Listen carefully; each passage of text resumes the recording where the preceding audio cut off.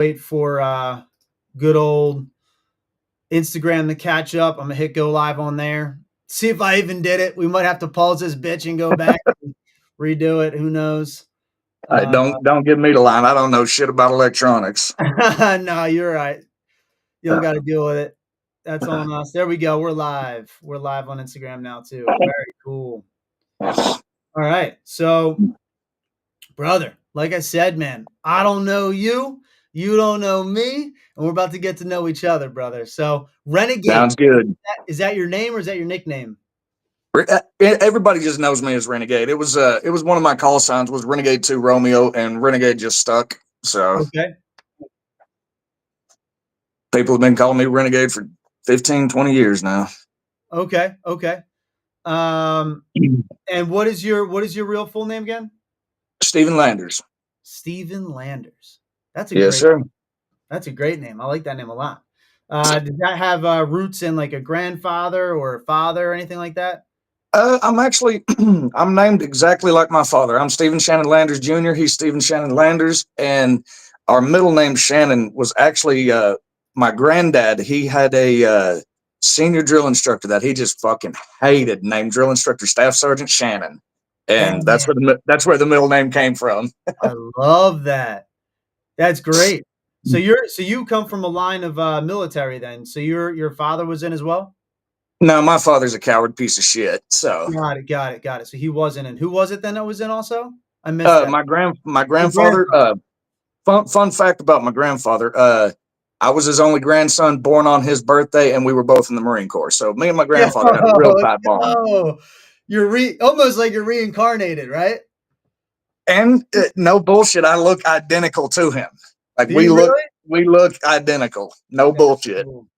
So you take a lot of pride in that too, then. Oh hell yeah. That's super cool. What wars did your grandfather fight in? He was in Korea. He was in Korea.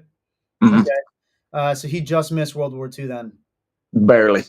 Oh man, I was just over at World War II veterans home actually yesterday, and it was he had in his gun safe. There's a leather holster that had a Luger inside of it still. It was a holster pulled off of an officer's body. So, I mean, that's deep as fuck. Ooh. Yeah. Man. And, dude, and guess what? That gun, it's still clean. Everything's still operating. I bet. There's some of the best weapons that have ever been built. Some of the best been built, dude. Hands down. You can't even argue it. So, yeah, so that was really cool. So he was in the Korean War, though. Did he teach you anything? Did he teach you any mentality stuff, or did you ever talk to him about it at all, or what? We talked a little bit about it. We didn't go into a whole lot of details about things, but I do remember at a very young age he would teach me how to do rifle manual. I'd go out, I'd be hunting with him. We'd be looking for coyotes or some shit, mountain lions, bobcats, because he worked on a ranch. And he'd see me kind of spinning my rifle and shit around because I was watching it. I saw it on TV or something.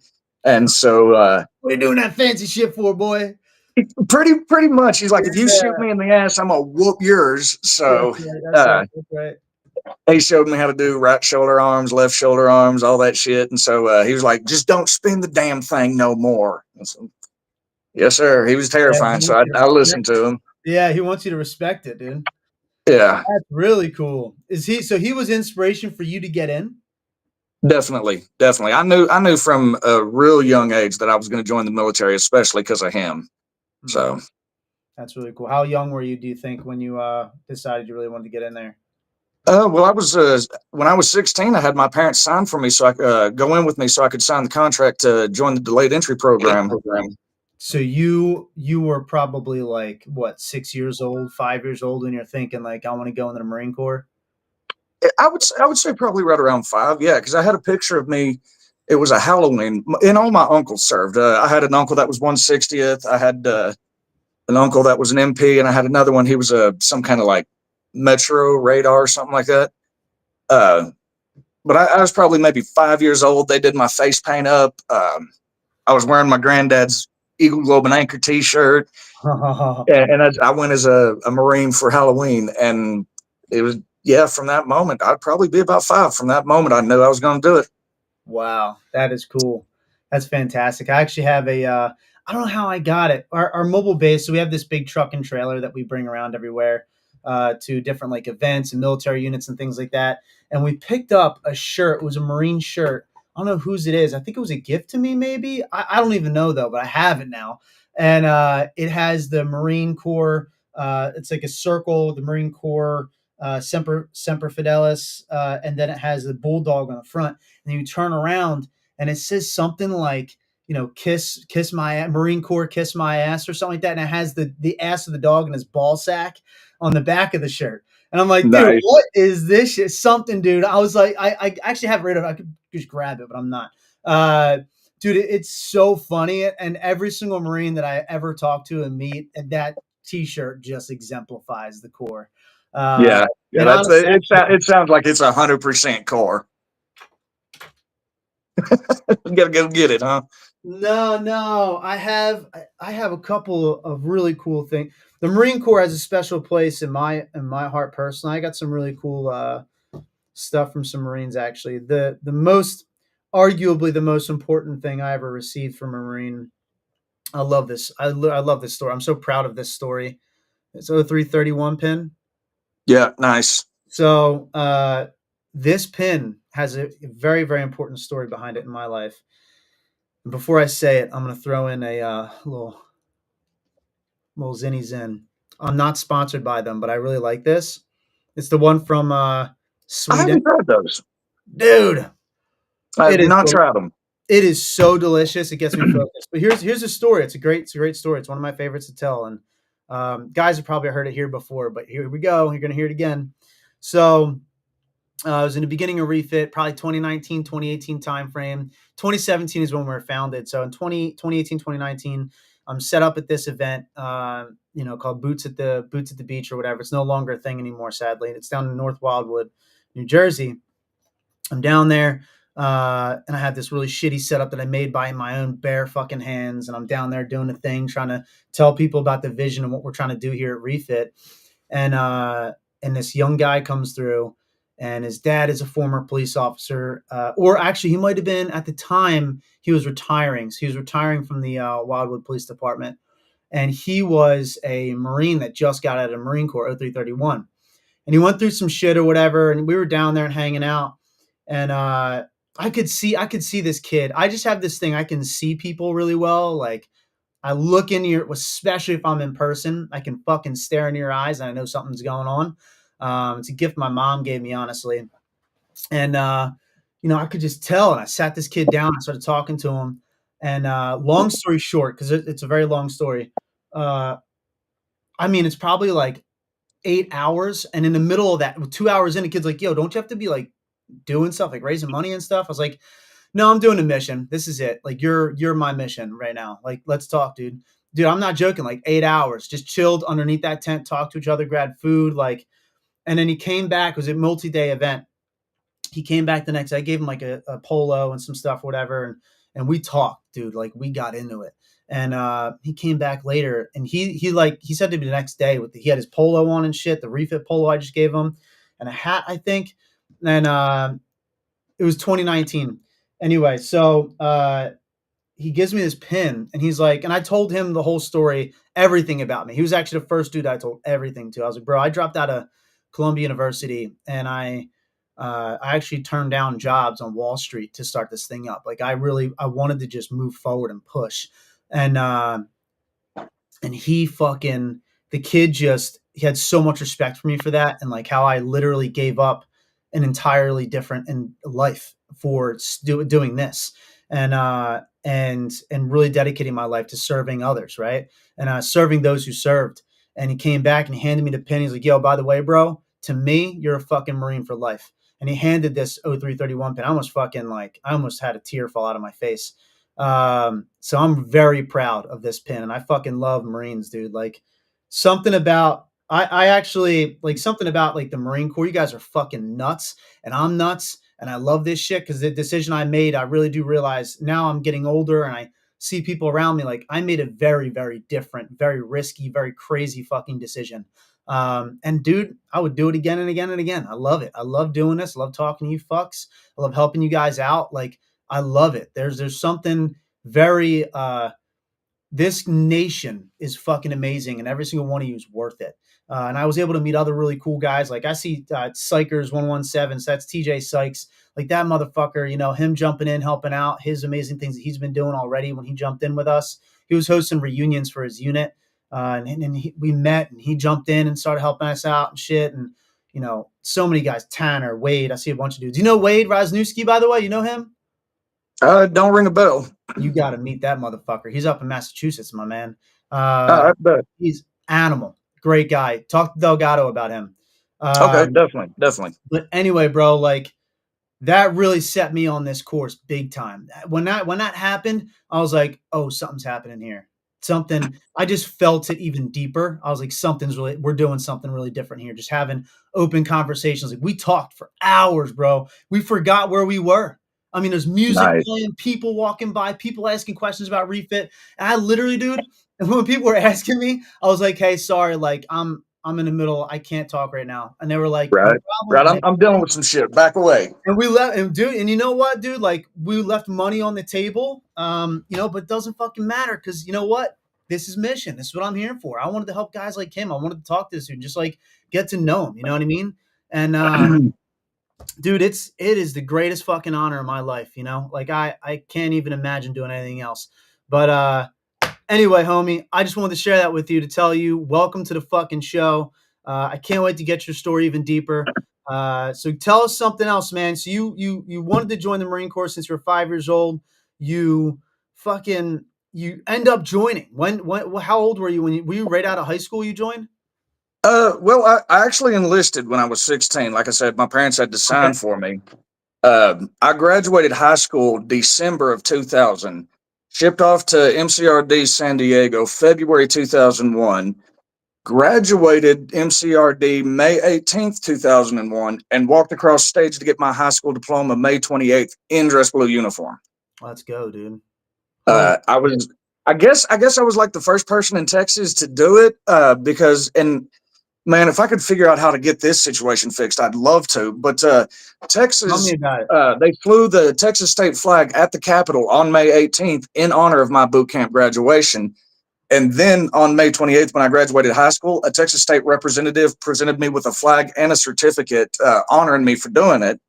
But that shit got lost in Ali Osalim when I had to come back on emergency leave for something, and I had to take a civilian flight out of Kuwait, and they lost my fucking tough box in Ali Osalim, and it had that damn flag and that certificate in it. So I'd love to replace that certificate. That flag's irreplaceable, but I would love to have a copy of that certificate if I can figure out how Yeah. to make that happen. Okay. Wait. Say it to me. Who presented it to you? It was a Texas state representative. I cannot think of her name to save my life. State rep. Um, What year was it? 2001. 2001. What month was it? May. It was May 28th that they presented the flag. It was 2001 May. flown. It was flown on May 18th, the day of my boot camp graduation. And so and your name again? Stephen Stephen Landers. Landers, May 28, 2001 boot camp. Yeah. Let's see, dude. I'm going to see if and then Texas. Let's see if we can pull something up and maybe find something. And you said it was a state representative. Yeah, I want to say she was out of David Swinford's office. If I think that's the office she came out of, Who it would have who been like 13th district or something. state But yeah, representative? I'd love to. You know, Fox News. I think it was Fox News Amarillo. I think was the news agency that came down. They did a whole damn interview, man. They did a whole thing. It had me and my granddad. We were in the recruiting office. They interviewed both of us. They went and Representative recorded. Angelia or Don't give me the line, man. I got a TBI, so I don't remember my fucking name half the time. So you're doing great so far, bro. We're gonna dig into your fucking TBI brain. Don't worry. It's a scary place. I say all the time. My mind's like a bad alley, a dark alley in a bad neighborhood. Never go in alone or unarmed. I mean, I'm always down for crazy. You have no idea who the fuck I am, bro. I'm in for it. Let's get it going. So, Let's do this.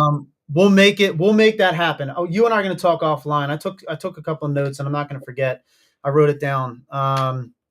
That's important. I want to help you out with that. I would love to help you out with that. That is a Yeah, fuck. I appreciate it. Yeah, let's get it done, dude. Absolutely. So, where are you living now?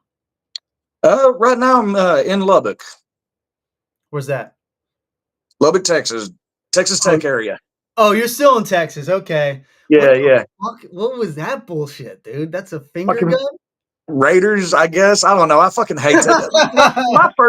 My first wife graduated from Texas Tech. So if you're from Texas Tech, anybody listening or whatnot, fuck you. Fuck Tech. Hey, dude, let's go. I love that.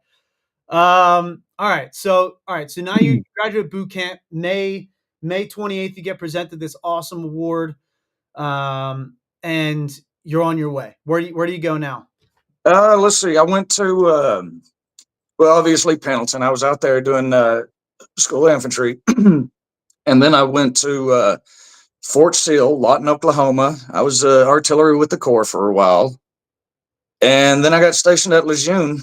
And then September 11 happened. I never got deployed with the Marine Corps. I did twice with the Army, but the only thing I ever did in the Marine Corps, we did dynamic mixes where we went and trained the Greek and Spanish Marines.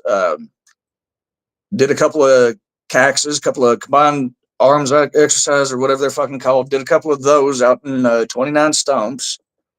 But really, my Marine Corps career was really anticlimactic. It was kind of boring, to be honest. I mean, I loved it, but it was shit. I thought we would get deployed right after September 11, but nope. We were stuck on base, guarding everything on base. But that's about as far as we fucking made it. Very cool. We have some people jumping in here and saying some stuff to us. So this also happens during our live podcast. We have people that jump in with us. What's going on, everybody? Mark, Jose, uh, uh, Jeff, and actually, did I say it's Rivera? What's up, Rivera? My bad, bro. I said your first name wrong, I think. My bad. But what's up, Rivera? How you feeling, baby? But okay, so you found that to be boring. Why? I mean, it was just I didn't want artillery. When you enlist in the Marine Corps, it's not like the Army where you get to specifically pick your job. I picked, I think it was Combat Group Charlie Echo or some shit, and it was artillery, Abrams tanks, low altitude air defense gunner, and something else. And I wanted tanker real bad, and I got stuck on a 155 millimeter howitzer, and it just sucked. To me, it sucked. I did not enjoy it. It was boring. I wanted to be close to the fight. I didn't want to be shooting shit, 20 clicks away. I wanted to be up front with it. So they did put me on the advanced party where I got to be the guy that runs in and secures the area for all the artillery pieces to come in. Mm-hmm. So I mean that was a little bit okay, but it just really wasn't the job I wanted. So I kind of had a bad taste in my mouth about it, if that makes sense. Were you able to change? Nope. Oh, so you went over into Afghanistan or Iraq? I went to Afghanistan with the Army. Okay. Oh, so you left the Marine Corps. Yeah. Yeah. Oh shit, dude. Yeah. Yeah. Did you deploy with the Marine Corps like a combat deployment? Nope. That's right. Okay, so you did training instead. You trained others when you're in the Marine Corps. Yeah, I did. I went over to Spain a couple of times. We did what was called a dynamic mix. We got together and trained Spanish and Greek Marines, and that was fucking badass. That was fun as shit, And we would swap cigarettes, and like I traded my K bar for one of their knives. We traded fucking PT uniforms and shit. Like it was a blast. Okay. And we were actually living in Zaragoza at the time, so we got to run around Spain all fucking time, which was. Dude, there is no ugly woman in Spain, and they're all like, don't matter if she's 18 or 80, she's gorgeous if she's in Spain. It's insane. Wow, that's cool. I went to my ex and I went to Mallorca, I think it was Menorca or Mallorca. It was an island off of Mallorca.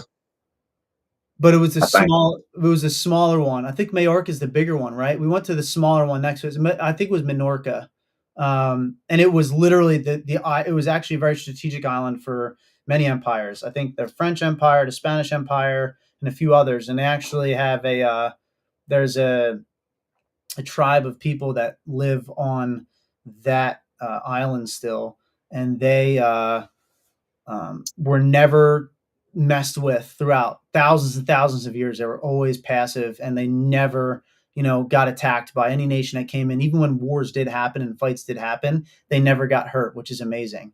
And a lot of the original structures, like these stone structures and things, are still on. It's a crazy cool place.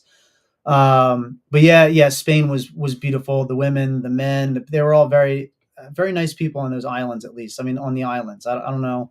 I'm sure there's assholes everywhere, right? But Oh yeah, but absolutely. beautiful people for sure. Um, wow, that's cool though. So then you left because you were upset. I take it.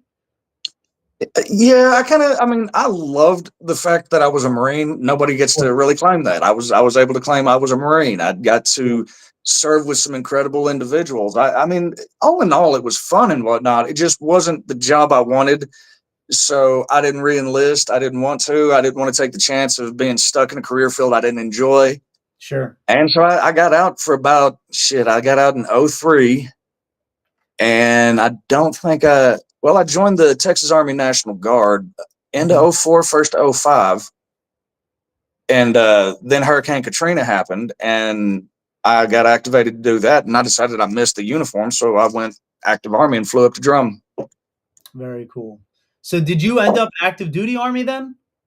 Yeah, yeah, Okay. That's what that's yeah. I, really I went I went Texas Army National Guard, and like I said, after doing Hurricane Katrina, I was like, man, I really want to be back in uniform 24 fucking 7. Talked to my commander, and he's like, all right, cool, let's just put in the 4187 368, and we'll get you ass active duty. Let's go, dude. That's fantastic. So I What'd you do did in the it, and then army? I got assigned to 10th Mountain at Fort Drum, and that was fucking awesome. Oh, 10th Mountain, 10th wow. Mountain was badass. We got to Yeah, work with yeah, asymmetric warfare group a lot, and yeah. dude, asymmetric AWG, those cats are fucking dude. I loved working with AWG. They were badass. Very cool. So were you a part of 10th Mountain then? Like you were in 10th Mountain? Yeah, absolutely. Wow, what the fuck? That's cool. I think it was fuck. This is so long ago. I think it was first BCT. I think it was first BCT Okay. because I was with 3-6 artillery, but I got to do Fort Observer. I got to be a fister. So and fuck, dude, that is the job. Like that is the job. I don't care what anybody says. When you got control of all the fucking aircraft, and it's hard to call for fire with a raging heart on, but it can be done. I promise you. Right. Yeah, Tucker, our new ops guy, he's a Fister current actually right now, and he says the same shit, dude. He loves it. Man, there ain't nothing like being in a tick and getting on the hooks, and now you got birds in the like. It's just there's a reason it's a gauntlet, with a fucking lightning bolt in its fist. It's just there ain't nothing like having the power of God on the battlefield, dude. That is cool as hell. Wow. That is fantastic. A lot of strategy too, no? Oh, absolutely, absolutely. Yeah, that's cool. So, yeah, so you're a part of the 10th, and then you deploy. What was that like? Well, actually, with 10th Mountain, I didn't get to stay with them. They broke down 1-6 field artillery out of Germany, moved it to Fort Hood, and they were like, all right, now we need to stand this unit up. So, no bullshit, like, maybe 5 weeks before I was supposed to go to Iraq, I got reassigned to fucking Fort Hood with Oh, first infantry with first ID. I got assigned to them to stand that unit up, and that's where I spent the rest of my career. And I did deploy in OEF 2008, 2009 with First Infantry, and then 11, 12 with First Infantry. oh shit. So you're a part of the resurgence during '08. Yeah. Oh shit. That must have been something. Oh yeah. That was Afghanistan too? Yes, sir. Both tours were Afghanistan. 2008, 2009, 2011, 2012. Jeez. Yeah, Dan, I think he was 13, 14, so he came in right after you. Okay. Yeah, literally. He was your replacement. He was one of the replacements that came in. Lombard. So Dan Lombard is one of the co-founders of Project Refit here as well. He's infantry Okay. a couple times, and he was in combat, did the whole thing. So you now deploy in '08. Take me through that. What are you feeling? What do you remember? Like, what are the Mm. conversations happening? Like, what's going on?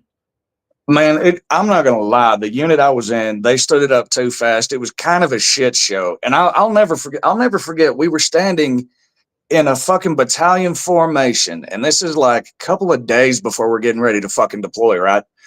And the fucking light colonel, or our lieutenant colonel, dumbass, comes out and says, hey, look, guys, if you don't know your job, don't worry, you'll learn it when you get there. And I'm a sergeant at the time. I literally, no bullshit. I turn around in formation, look at my wife, and no bullshit, tell her, I was like, hey, baby, start seeing other people. It's going to make it easier when I don't come back home. Fuck it.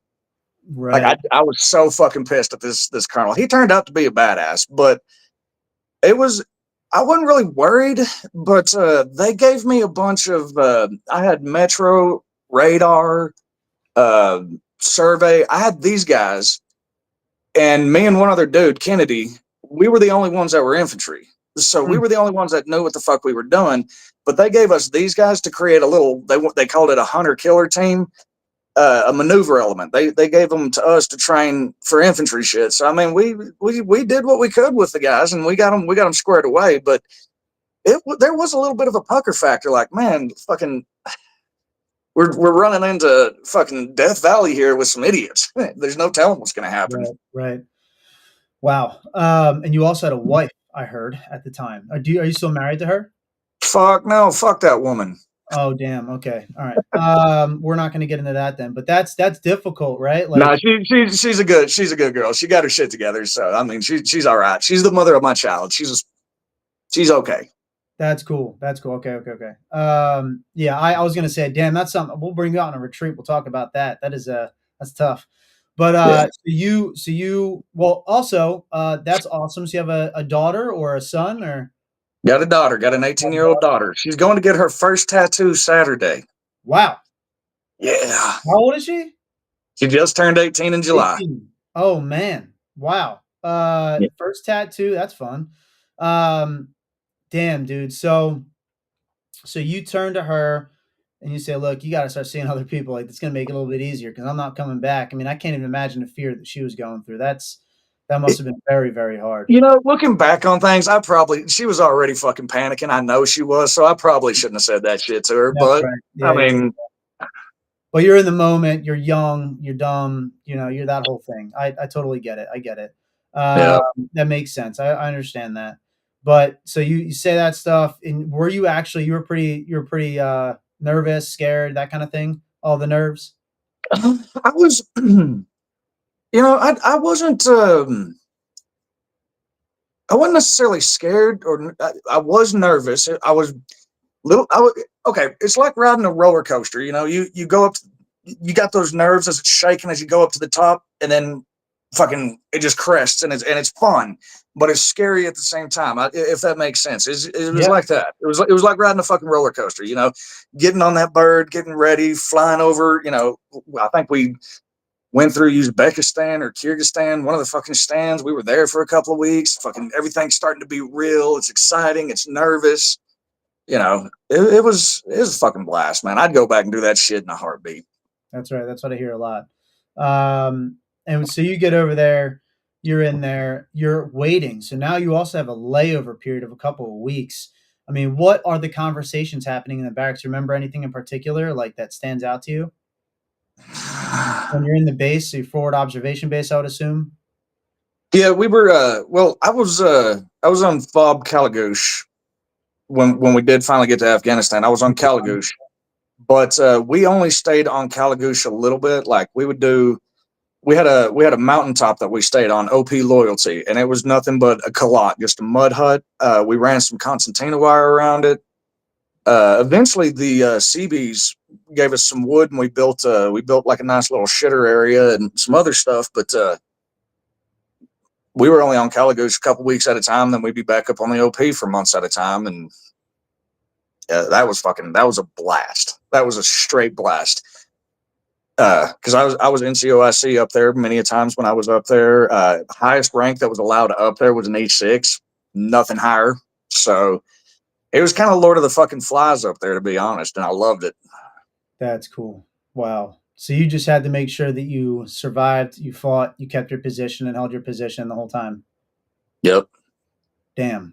That's deep. What is your favorite memory from that? Falling off the fucking cliff. Let's go. What the fuck? Tell me more of that. Okay. So fucking, I'm a leg. I'm not gonna lie. I'm a leg. I never jumped out of birds, but I did go air assault. Loved the fuck out of it.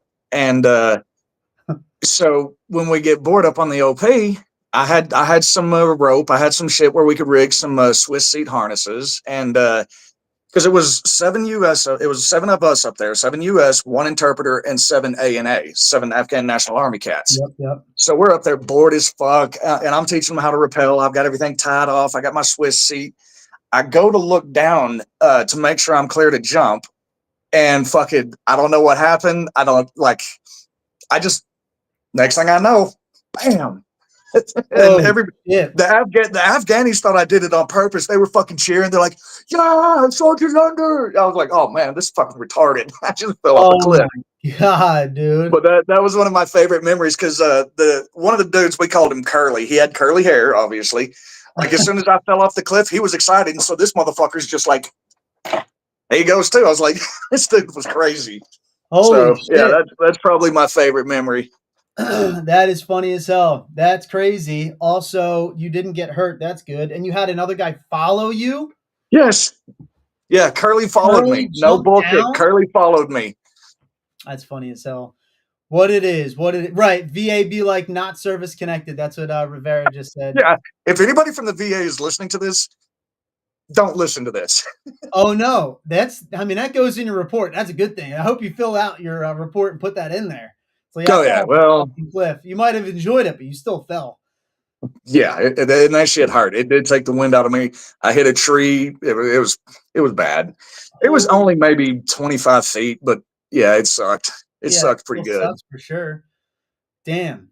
So when you're over there, you're up there, Lord of the Flies. I actually really like that image, to be honest with you. That's a very telling image, really. Why were you describing it as Lord of the Flies though? Like what was happening? Why are you saying that? There's no rules up there. I can't really. I don't want to really say too much on that, but there's nobody's. There's certain things you can and cannot do. Certain things you can and cannot. Up there it didn't matter. It really didn't matter. It was you did what you had to do to make sure you stayed safe and came home. You know. Right. So like, because the fob, it had the eye in the sky, the big fucking camera, the big tattletale. But we were in kind of a bowl, and so when we were on that mountain, the back side of it, they couldn't see shit. They didn't know what was going on, and so it was peaceful. It Mm, was, if that makes sense. In the middle of a war, it was peaceful because you're out there, you're by yourself, you're with 7 US, 7 Afghani, one interpreter.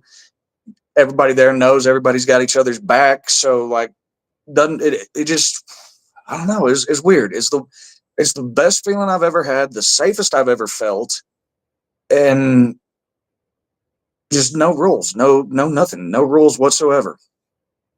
wow. That's actually really interesting to think about too, right? Like you're up there, you're in the middle of danger, and you also feel insanely safe because you're ready to fight. Like you Yeah. have guys right with you. You're all strapped up. You know you can call in the big birds anytime you want. To get kind of back up, and I'm sure that you also probably had a great medic. You know what I mean? Like Oh yeah. Oh yeah. We yeah, had we had some really phenomenal medics. that's kick ass, dude. I actually love something I love hearing about. I see I've never heard. I'm sure they're out there. Okay. I'm just saying I've never heard of anyone talk about a medic like, "Oh, that guy didn't know what the fuck they were doing," you know? We had one. Everybody, We you did have one. you did have one. Yeah. Yeah, that's honestly the first time I've ever heard it, but like but the love for the medics and even like guys all the way up to the PJs, right? Like the fucking superhero medics. Like it's Yeah. just it's unbelievable how important and how much respect and love you have for the medics, you know? Yeah. Don't fuck with Doc. Don't fuck Yeah. with Doc. Yeah, you got to make sure you take care of those guys because they're going to make sure they take care of you, you know, big time, which is really, really special to be able to hear that and learn about that. That's so fantastic. So, what was, I would say, the thing that, and again, this is going to be a deeper, we're going to get into a little bit of a deep question here, all right? All So, right. what's the thing, what's the moment, what's the firefight, or even the point in your life where you were like, fuck, I don't know if I'm going to be able to get home. I don't know if I'm going to be able to make it out of this, you know, and we'll get into when you got out too, because I really want to get into your transition out too. But when you were there, did you ever have a moment like that? There was a couple. There was a couple. There there's no feeling like it when you realize you're up on top of a fucking mountain with just 14 or 13 other motherfuckers. It's pitch black. You can hear every branch move and every fucking stars like you ain't never seen before. And it's surreal to sit there and it's so quiet. And we do like 75-25, 75 up, 25 sleep. That way we always had firepower locked on if need be. And we'd patrol that little OP up there, and we'd walk by ourselves. Really, probably shouldn't have, but we did. And there was a couple of times that it was like, damn, man, like this is fucking real. Like at any given fucking moment, if something comes up the side of this fucking mountain, this fob ain't gonna see it coming. We're the fucking early warning sign for the fob. So like there was a couple of times. There was a couple of times that we did a couple of things. Some stuff happened up there, and there were a few times where it was like, man, this might be it. This might be where I go. Mm. So yeah, Is that something that still sticks with you to even this day a little bit, or because I'm looking at the way you're looking away, I feel like yeah. I feel like it does a little bit, but it's one of those that just kind of hides it like a fog in the back of my head. Doesn't come out very often. It doesn't bother me really, but but you'll I'll never forget that feeling. I'll never forget that. I'll never forget standing on that fucking mountain and just looking off into that valley and just wondering what's out there, what's coming, what's there, what's not there, I'll never forget it. I'll never forget it. I have a question for you. That Okay. let's get into this question. So I'm going to preface the question first with a book, one of my favorite books ever. It's something that every time I go out on a retreat with guys, I always make sure that, and when we're on retreats, we really dig in. Like I would really dig in. And the guys that we bring with us, we really dig in because we want you to just give what's the thing that still eats at you? What's the demon? And the demon is actually the decisions made and unmade, right? Starts with a D, decisions. What are the decisions that were made and not made that still eat you up to this day? We're not going to get into that on this podcast if you don't want to. That's okay. Okay. I know it can get fucking deep with that kind of shit. Yeah, I was gonna say that's probably a retreat situation, That's a not a retreat not a situation. podcast That's situation. exactly right. That's right. That's fine. But there's still a question that comes with it where those decisions and that feeling, they kind of combine, right? There's this moment when you start getting out where it all begins to mesh, and then that adrenaline, because what you're also referring to, I almost interpret it immediately as like this adrenaline that's always just in you. Like when you're over there, it's hard to sleep because you still feel the adrenaline, right? You're still pumping in your mind's eye. Even to this day, when you think about it, you can still feel, you even said, like, I'll never forget that feeling. It's almost like you don't want to let it go, right? Yeah. And because you felt so alive in that moment, right?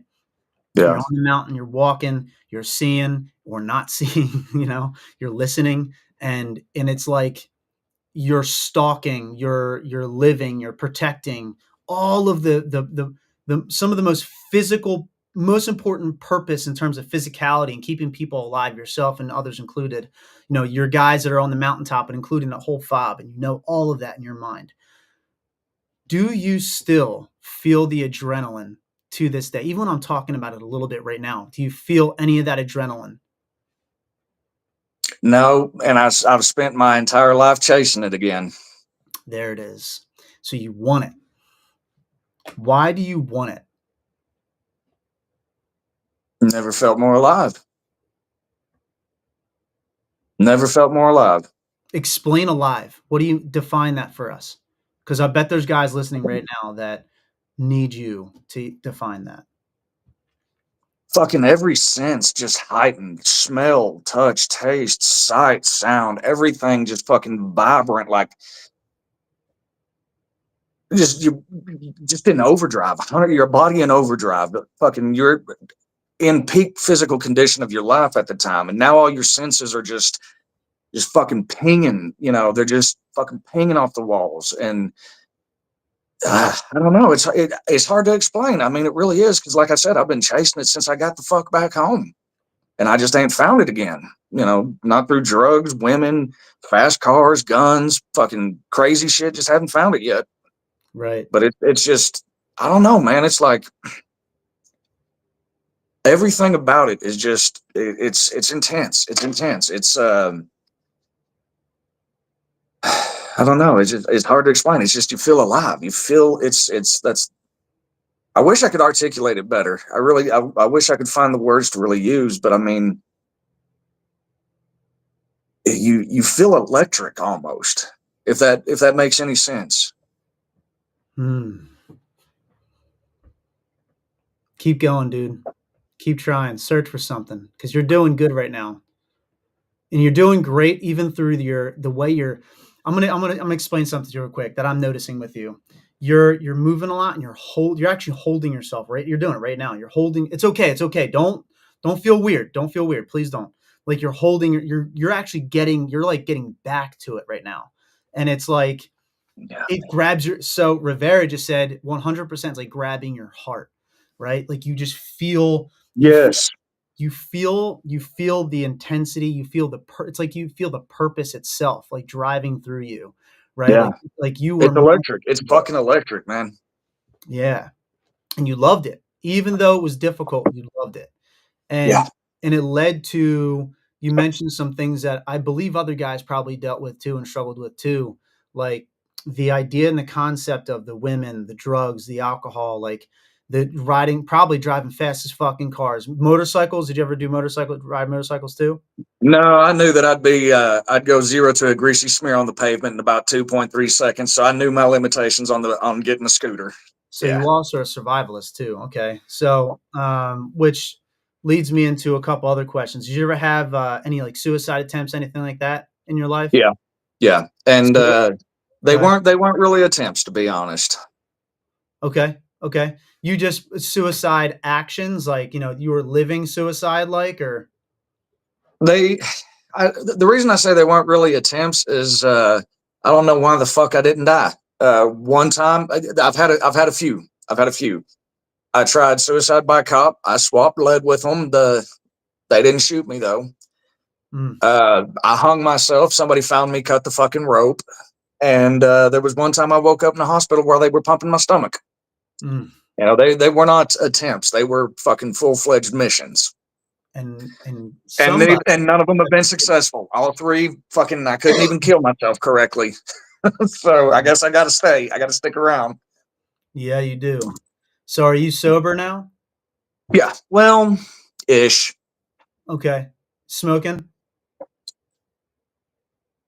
I vape. I don't. I used to be a cigarette smoker, but as far as smoking other things, no, man. I drown my shit. I have an 80 proof remedy for just about anything. Got it. Okay. So you still drink a little bit? Yeah. Okay. So what I want to ask you about all of that, when you're doing any of that, are you trying to numb or find Yeah. feelings? Yeah. Numb. Numb? What are Yeah. you numbing?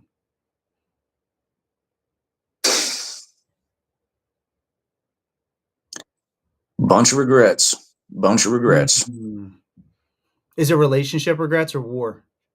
Oh yeah, but all like, God, man, I've got them categorized and compartmentalized and fucking cataloged. There's everything from war to relationships to fucking just a bunch. There's many there. There's Which one you want? I can open up the drawer and pick one for you. There's plenty. I don't want you to do anything you don't want to do because you're still in the midst of it. So, I mean, this is Yeah. something where, you know, usually what we do on this podcast is we get to the point where it's like, when did you recognize you're really for your life? I think you're still searching for that moment.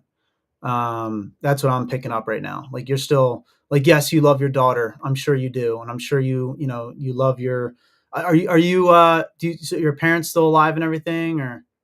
My parents are trash, and I haven't spoken with them in about 10 years. They could be alive, they could be dead. And either way, I don't give a fuck. Got it. So, are you with a woman? You married right now, or, Nah. you know, are you dating or anything like that? Kinda. I got you. I got you. So the only reason why I'm asking any of those questions, it's like it's almost like your ties, you're keeping these separations, you're keeping these ties low and minimum. You know what I mean? And it's almost like you're trying to find a way to trust yourself. I feel like. I mean, that's what I'm picking up from you, and like Yeah, it's just that's a good, by the way, I want to tell you this. I feel like that's a really good place to be, and that you're even trying to find a way to trust yourself. So, and here's, I prefaced all of it to get to that question of the feeling. We're going to bring it back. I'm going to bring it all the way back to give you a little bit of a break. Because I know we just got a little deep just then, but there's this book, and I'm actually going to send you a link. I might even buy it for and just ship it to you. And I would really like you to read it. Okay. okay. So I'm actually going to pull it up right now on the podcast so other people can check it out as well. It's one of the best books. Actually, Dan is the one that gave it to me to read, and then he's now I read it before him, and I'm pulling it up right now. It's by Jonathan Shea. It's Odysseus in America: Combat Trauma and the Trials of Homecoming. Let me share it real quick so people can see it. And I'll put the link to this into the comments too for everybody. So if they want to buy it, please go and do it. So it's this book right here. All right. Can you see Okay. that? Yeah. Do you know who Odysseus is? Uh-huh. Okay. So Odysseus, and the story of Odysseus is he is coming home from war, and he comes across sirens and cyclops, and he has fights and he has battles, and he's leading his men even outside of battle, in just everyday life. It looks like on their homecoming on the ship. The thing that it gets all the way to the end, basically, and the argument is that Odysseus was actually home in Greece the entire time. Exactly. Yep. That's actually the argument. For 10 years, he was at home. He was already home. And he was at home at 10 years, and the sirens and the Cyclops, the sirens were sex addictions and being lured into the bed with women and things like that. And then uh, the trolls and the Cyclops were actually just guys out of bars that he'd be fighting and fucking with, and like they were his guys were dying, and he was close to dying, and they were killing and doing everything. They were still in combat in a way, and they were home on soil, but in the But book. not. Exactly right. But he's not, right? He's still searching for all of that. And then one day he finally got home to his wife, and he was finally like, oh, I'm here. I'm with my wife. And the argument is he recognized, and his wife was with him the whole time, but she wasn't, but she Right. was, Right. and was there behind him the whole time. And the gods that were playing with him or whatever it was, like, was actually just his own emotions and his own feelings trying to get through everything. Right. And to make it home finally. And I feel like you're still not home. You're one of those guys. You're one of the many who aren't home yet. Like, you haven't made it home fully. And that's such a powerful recognition and realization to come to, where it's like, fuck, man, I still got work to do. I'm still searching for some kind of adrenaline, some kind of numbing, because you're numbing down your, almost, it feels like, I'm not trying to tell you what you're feeling, but it seems like, I shouldn't say feels like, I'm not feeling this, I'm thinking this. It seems like you're still on alert. You're still, searching. You're still looking out over the horizon for whoever's coming your way, because it was it's just such an amplified moment in your life, and it has not left you yet. And you don't want it to be gone, because you No. felt so much purpose in it. And then sometimes you do make it back home for a little bit, and then mentally you're like, fuck, I am home. And it's like this, like, I find more comfort in chaos than I do in peace. right? Because you are used to that chaotic moment, right? You're used to, you want to Well, invite, you're like inviting bad in. That's what it's almost like, you're inviting it in, you know? And and my upbringing didn't help. I grew up in a very, very, very unequivocally fucking abusive situation. So, I mean, my whole life has been chaos. If it's not chaos, I'm not comfortable. So, isn't that yeah. interesting? You know, there's a I'm going to bring it to something else that I love so much, but I'm going to pull this up. Boom, and it's a quote. So it says, "Comfort kills." You ever hear that before? Mm-hmm. So comfort kills is actually a stoic. It's a stoic methodology. Stoics, Mm-hmm. you know, one of the greatest stoics of all time is one of the rarest. I think one of the rarest human types of person is a warrior philosopher, and are so rare that you know who they are because they're so rare, and they become so, known to Profound. all of Yeah. mankind, because it's the words are not profound, by the way. I don't think words are profound. I've come to this conclusion. Words are not profound. Comfort kills. It's a good saying. What's profound is when you actually understand it and you act on it. That's That's a profound. very philosophical approach. Mm-hmm. I like that. So you need to live the words. When you live the words, that's when it becomes profound. That's the warrior philosophy. Exactly. Buy into that shit. You know what I mean? And it Exactly. takes a lot of courage to be able to do that. A lot of courage. So Yeah. it's almost as if, like, when you hear, Marcus Aurelius, right? When he starts talking about, I woke up this morning and I was warm in my bed and I didn't want to get out. That means for thousands of years, human beings have been having the same exact feelings and thoughts. Yep. Thousands of years. So when we don't pay attention to those breadcrumbs throughout history, we're ignoring the path to coming home, right? No matter what it is you're coming home from or what you're trying to start. Because for you, you grew up in an abusive environment. You went into the military, which was then a high octane, high tempo environment where now you're fighting and you're now the chaos and you're causing the chaos, right? And then you don't want to get rid of it because you're comfortable in it. You just said it yourself. And that Yeah. comfort is the thing that is going to kill you. So the only way you can get out of it is by doing the exact opposite, right? So you have to do the inverse. The inverse usually is where you find the answers to actually living and finding who you are in your life. So if you start recognizing that comfort that you're in is actually the thing, if you really realize it eventually, that's the thing that's going to kill you. You need to get uncomfortable and fucking change, right? That's when it becomes fucking crazy powerful. And then so there's this other guy that I talked to. I love him. He's a part of Refit. He's a really good dude. I don't even think he recognized how good of a dude he is yet. And I think he's beginning to learn a little bit by bit. I'm gonna say his name. I know he doesn't care. Ray Boughton, right? So Ray, he's a recon Marine, and he has that ability to actually understand philosophy to the not only the words but also to bring it into his brain. But now it's coming home and actually living out those things, and he's slowly getting to that point. It's really cool to watch it happen. But obviously mistakes happen along the way, but tons of respect for him.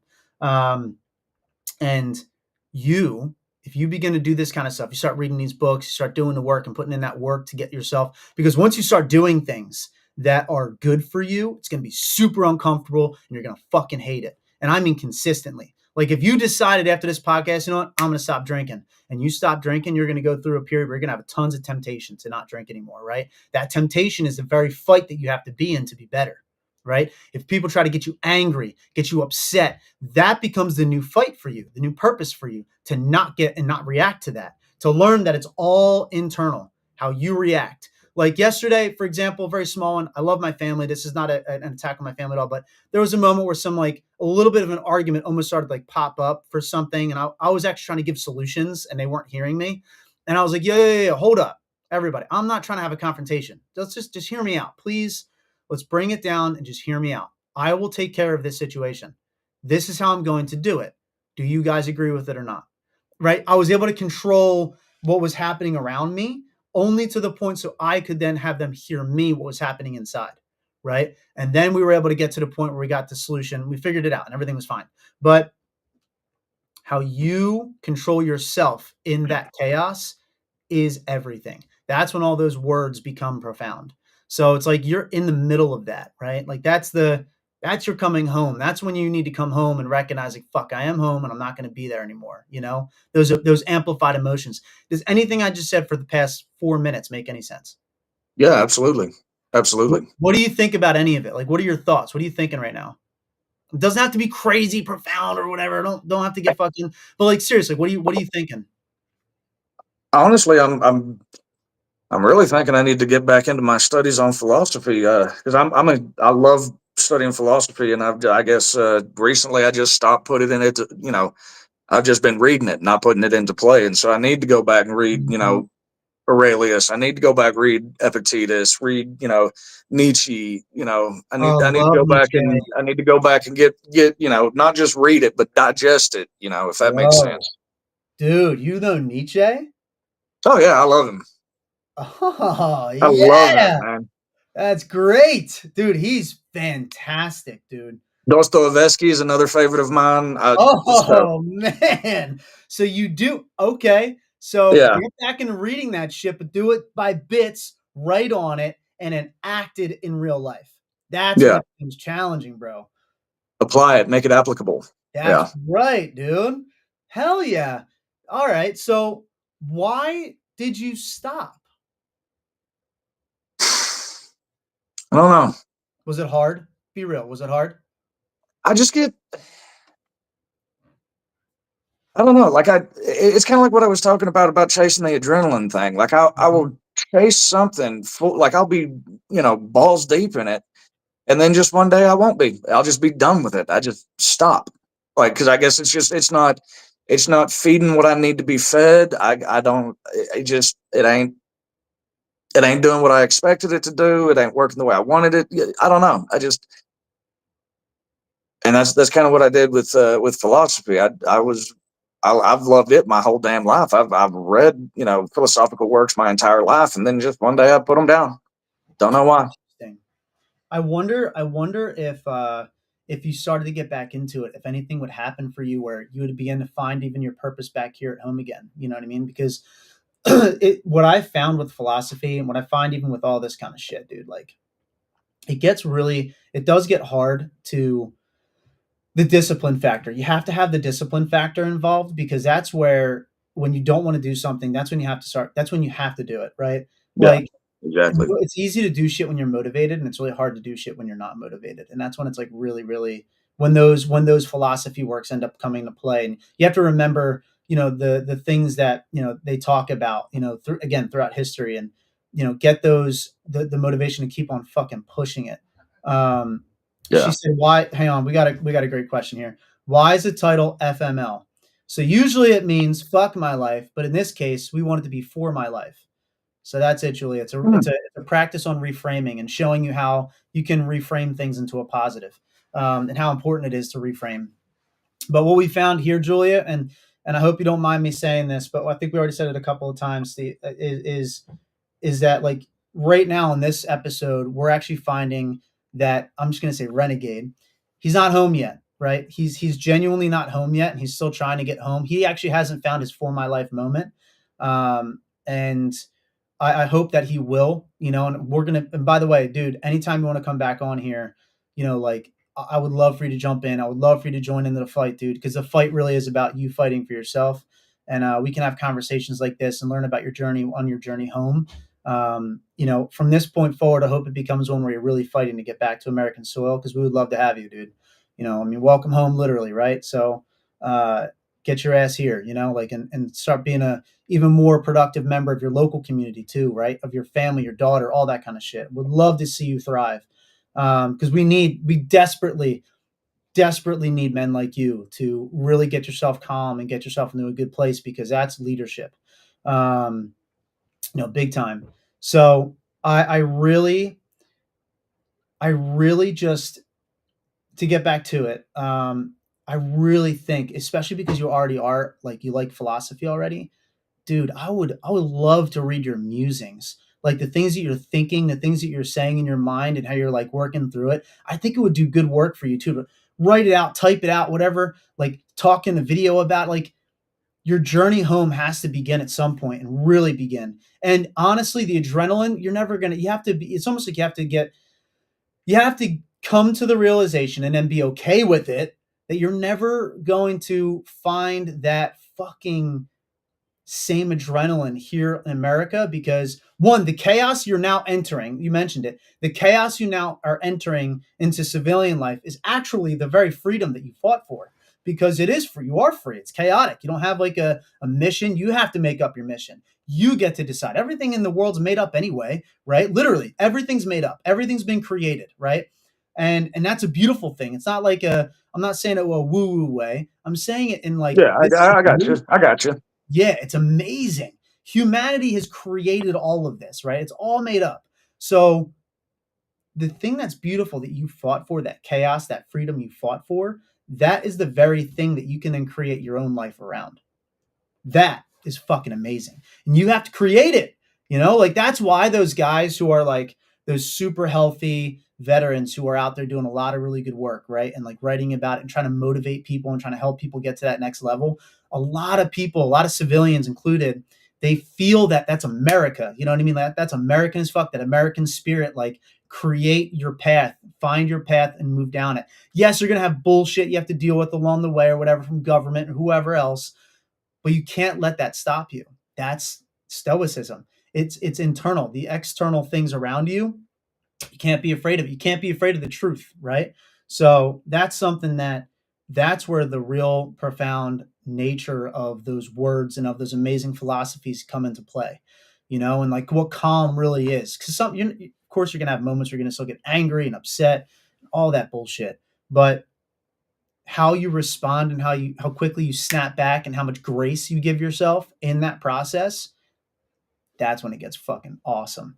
So you're coming home. Let's get into it. You're in combat. You did your thing. You deployed again. What was your Yep. second deployment like? Where were you fucking posted then? Okay. Second deployment, I was in Coast Province, and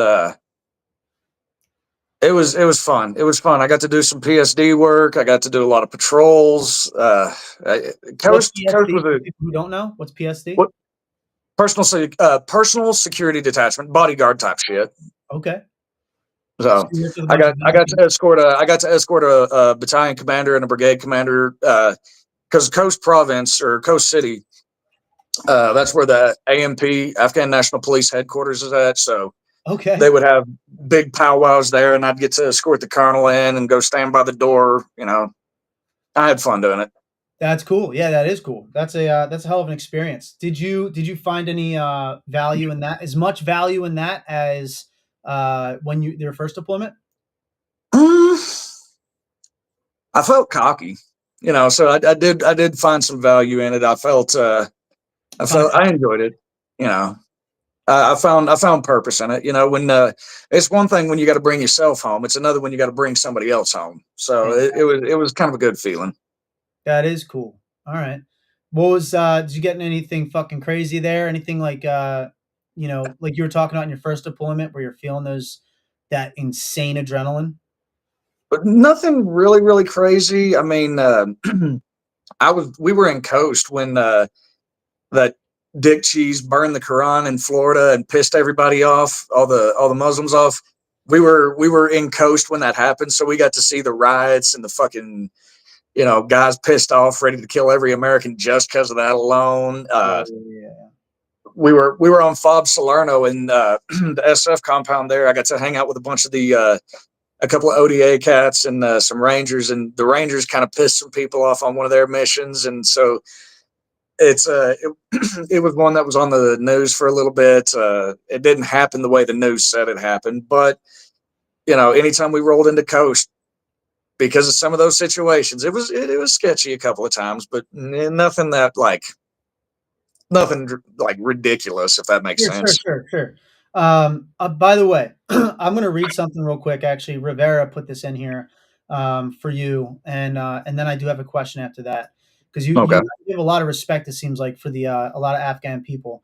So he said, I feel a vision board would be pretty awesome. Really helped me for reminders when no one is doing it for me, producing my own environment. I have goals and values and update them on more demanding ones. So that's really cool. I like that too, Rivera. That's really good advice, brother. Yeah, I So, like that. yeah, that's something you could possibly use. It's something I'm going to do for myself in the new year.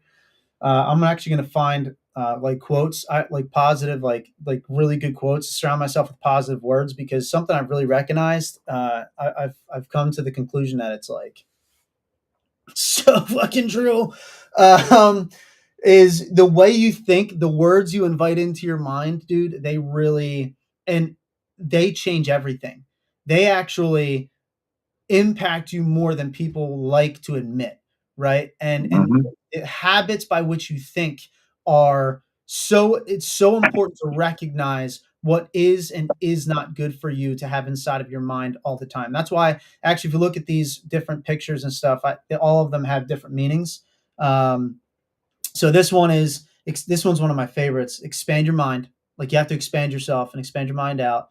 This one is once you begin to expand your mind, you got to dump the knowledge you're learning back in the world, which I'm about to do right now in a second, talking about the patterns and how thoughts actually matter.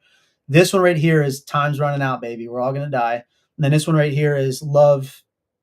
Love is the answer. And love, not in a woo-woo weird way. Love is the answer in a very like you have to have a love for yourself. You have to have a love for your surrounding community and people. You have to have a love for the people that love you.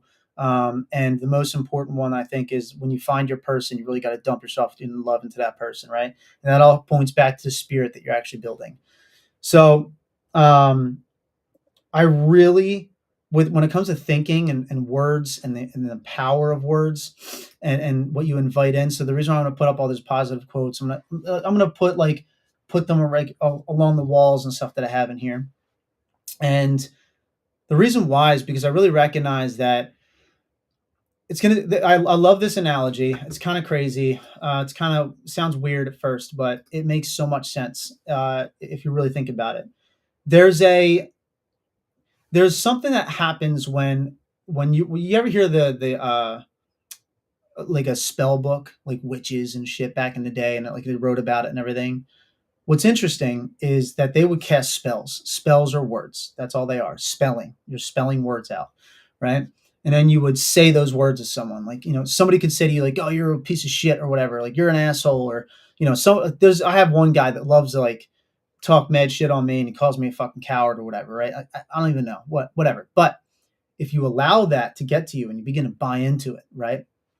If you buy into that stuff and you actually believe it, you're believing that word, believing that negativity. You know what I mean? And once you begin to believe that negativity, you're just going to eat yourself alive, especially if you're like a veteran who understands violence and understands violence very well, or just a human being that understands violence very well. You know how to turn that violence against you. You tried to do it 3 times, right? 3 different strategies and tactics, right? So if you know how to use violence and hatred against yourself, and you're the thing that's happening is you're having those words in your head that are telling you how to do it, and then you know how to act on those words, which is what also led me into believing, wait a second, it's not the words that are profound, it's actually the actions behind the words that are profound. So you can actually change everything, right? Actually, Ray Boughton just joined up on Instagram. What's up, Ray? Love you, baby. I just mentioned you. And you can jump in if you want to, homie. Fucking, if you have any questions for him, you're definitely allowed. Ray's the shit. Fucking love Ray. But anyway, so those words have so much power. Okay. So if I begin to just surround myself with positive words and positive thoughts and being grateful and all those things, I will be less like road rage and all that shit. Like, I don't get road rage. I don't get like super angry. I used to when I was younger or whatever. I don't care. I'm still alive. You cut me off. It's you. I don't know what you're going through. You might be an asshole. Who knows? Whatever. I'm not going to let it get to me. I don't care. It's not for me. How I act and how I react to it is everything. How I react to it is literally everything.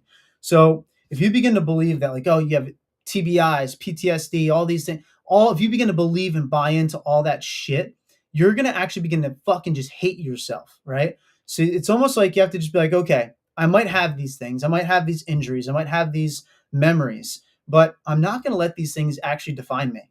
The moment you can realize and recognize that you can control that is everything. The decision that you make, the deciding factor, as soon as you can get to that point, that's when everything can change. Genuinely, I've watched it. I've literally watched people change their entire lives when that happens. When they make the decision in that moment that they are going to change their lives, that's when you see it, right? And you see life come back into them. So the almost like the DSM-5, right? Where the psychology book where you have all those Yeah, diagnoses, I know what the DSM is. and that's all like the diagnoses and things for those who might not know. Like that's where all the diagnoses are for different mental health disorders and things like that. Yes, there are some people who genuinely like they will forever the chemicals in their minds and things like that will forever they'll struggle with it, right? But you don't have to necessarily allow it to just define you, right? You can have ways to control it. Like I like to give the example of if you really want to have brotherhood again, go do jujitsu. It's one of my favorite ones to give. And the reason why is because there is a chemical release that happens, right? It's oxytocin. So if you are doing jujitsu and you're rolling with somebody, you get more connected to that person than if you lift with people. When you roll with people, you can actually fucking like you're rolling with that guy. You're hugging that guy. You're violently hugging them. That's what I like to say. You're violently hugging that other guy and you actually are getting that same release if you're hugging someone you love. You're getting that oxytocin. You're actually getting the chemicals, the chemical release. So there are ways to fight back so you can actually give yourself a better fighting chance to change your life. There are ways to not allow the words to define you and change and have those words around you. Like I'm going to put up again, positive words for me. I'm going to have them in my office so I see them every day and remind me. It sounds bullshitty and cliche and all that other shit, but it's not. It's what you're putting into your mind. It's the pattern of thinking you're developing in your head. You know what I mean? So one of the best ways to fight back. So I don't know. Does that make sense to you? Yeah, it does. It does. Absolutely does. Tell I me mean, why. we always talk about the things you eat are either going to make you healthy or unhealthy. Well, you Yeah. eat your own words many a time. So whatever you're feeding yourself, whether it be food, whether it be exercise, whether it be the things you tell yourself, that's gonna develop your health or your lack thereof. Yo, can I tell you why I love that? So I never actually eat my words. I never heard that. I love that. And the reason why I love that is even when you're eating food, the chemicals that you're bringing, the biome that you're developing in your stomach really can. This is your second brain. My mom always says that your stomach is your second brain, and she actually argues sometimes your first. Like that's why you get the gut intuitions. You feel it right here. Like you're thinking right here. So if you have healthy food you're putting in your body, healthy words you're putting in your mind, you're actually going to become healthier. That makes total sense, dude. What you're eating. I love that. The biome of your brain. I love that. Yes, sir. Let's go, baby. Shit, why don't you buy your own fucking product, dude? Damn. I can sell it good. I just can't. I can't buy it myself. I don't know. I think you can. Don't say you can't. Fuck that negative. I Yeah, think you touche, touche. yeah. I think you can. It's I just you don't. have to Maybe I decide. just don't want to yet. I don't know. I don't know what the deal is. Oh, there it is. That I decision. mean, if I'm being honest, Yeah, that's what I want. I want truth. Why don't you want to? fuck if I know. I don't know. I don't know. What was the first thought that came to you before you said, I don't know? I couldn't even lock it down, to be honest. I don't know. Fucking, I wouldn't know what to do if I was comfortable. I wouldn't know Mm. what to do. I wouldn't know, like, if I You could are sleep through comfortable though. an entire night. I don't know how. I don't know. I just, You're you are comfortable though. You're comfortable in that that chaos. You are yeah. comfortable. Why? Shit, I don't know. I don't know. It's ingrained in me. I guess. Like I said, with the very toxic upbringing I had, but and then the military, and then just the failed relationships of marrying toxic women. Fucking, if there's not chaos, I'll create it so that it is there. I don't know. I just and I don't know. Hmm. It's always been there. It's like You don't know how to live another way right now, is what you're saying. I really don't, man. I don't. Like I've had like incredible relationships that I fucking pissed away and ruined because they got safe, they got comfortable, and I needed the chaos there, so I'd create it. I'm on my third fucking divorce. They had their faults. Don't get me wrong. They weren't fucking perfect, but it's But not like you I didn't lost. throw fire or throw gas on the fire from time to time just to throw gas on the fire. So Hmm. you know, Why do I do that? Why don't I want to change? I don't fucking know. Since I was fucking 3 years old, I've lived in chaos. If I lived in anything other than chaos, I'm not going to be comfortable. It's going to be alien to me. You know, it's interesting because living a healthy life is so hard to do, and living a chaotic life is so easy to do. It's almost like you've done so much difficult in really hard environments, but it was actually a very healthy environment. Sounds weird to say. Um, I gotta get Ray. Ray, just come in here and talk, dude. If you want, of course. But I feel like how difficult it is to be. I'm trying to get back on it because I saw Ray commented. I'm sorry. How difficult it is to live a healthy life, and how easy it is to just drink and like do drugs and find women and all those things, right? It's easy to do those. It actually is easy to do those things, and you feel it's almost like that you're avoiding the next challenge. Like somebody said to me one time, like I don't understand why do I have to work out anymore? I don't have to work out anymore. It's like, yes, you do. That's the hard thing to do is to keep working out because it's for you. It's to actually keep you healthy, right? And to stay healthy is very hard in an environment where it's easy to just fuck off, right? It's very easy to do bullshit. So living that healthy life is the chaos that you have to choose, right? Because it feels like it's not chaos when it's peaceful, but in reality, to keep that peace, it takes a lot of strength because it's so easy if you're in a peace. Like with going back to my family, right? Talking to them, like when it was about to maybe get like contentious for literally no reason, I was like, yeah, hold up. Let's pause. Let's hear it out. Let's calm ourselves. I was able to control the chaos, right? Control the violence is something my jujitsu professor used to say all the time, and I loved it. He was a Marine too. Um, Control the violence. You have to be the one that controls the violence. You have to be the one that doesn't overreact to things. By the way, I still sometimes do it, but I immediately admit it and I apologize to the person. I'm like, oh, fuck, I'm sorry. Hang on, I shouldn't have just reacted that way. That was not appropriate. I'm sorry. Like, can we just reset real quick? Like, I should not have said that. That should not have like not heard you. I just need you to hear me out. Like, I'm sorry. Please tell me what you're thinking. I'm going to sit here and take it all, and then I will respond. Like, controlling that violence is so hard. It's so hard, but you're very capable of doing it. Ray said, if you can make it through all of that, all the shit that you've made it through, the other stuff is cake. It actually can become cake. But controlling it and actually not doing it is the hard part, right? That is the hard part. So controlling the violence can become your new fucking thing that you want to do. And it's really, really hard. So you have to accept the really hard path, which is the creating a better life for yourself. Accountability, yes, that's everything, right? Tanner just said accountability.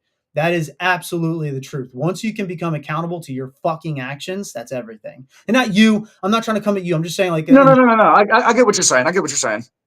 I like you. You do. I actually do see you're not taking offense. That's good. No, Um, not at all. you are fucking hearing it. Accountability is fucking everything, dude. Actually, Tanner's a great testament to that. Tanner changed his whole fucking life, dude. Like literally January of this year to now. Tanner even said it the other day. He's like, bro, like when I really started taking accountability for everything, everything changed. Everything is changing in my life, and it's fucking awesome to watch him grow. So he's actually one of our leaders now in Refit. He's becoming an even bigger leader inside of the retreats that we do too. But so shout out to you, baby, killing it.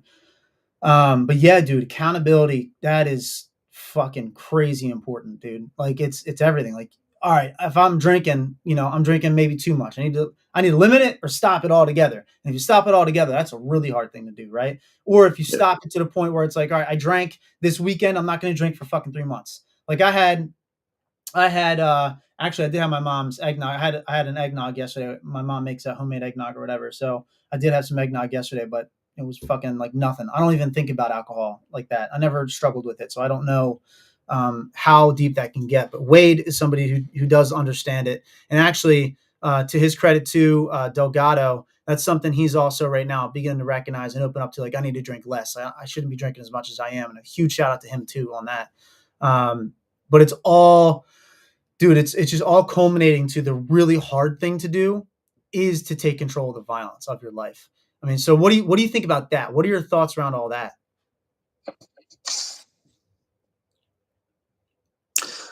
I don't know. I'm just I'm Taking it. digesting. Yeah, I'm just kind of taking this in right now and reflecting on it. I mean, like, I don't know. I have good advice for other people. I don't take it my damn self. Mm, I'm very, very passive. You cannot offend or hurt my feelings or get me out of character, make me mad. If I need to toggle that switch and I do, you ain't gonna like it, but I don't do it unless I need to. Uh, I've almost gotten to the point where I would say stoic, but it's more numb than stoic. It's not so much of a stoic mentality is just a fuck it numb mentality. mm, So like and that's probably where I need to talking about taking accountability and shit. Man, we've just touched the tip of the iceberg on sure. shit that I've been through. I've got time being incarcerated in prison in Texas. I mean, there's a lot to my story that we haven't even gotten to. But when it comes to the whole accountability thing, the only thing I don't hold myself accountable for is the fact that I'm the only one that can change my situation. Mm, I mean, that's the only thing I haven't owned up to, I guess. All my mistakes, I've owned up to them, failed relationships, drinking, everything. I own that, yeah. but I don't own the fact that I'm the only one that can make it different.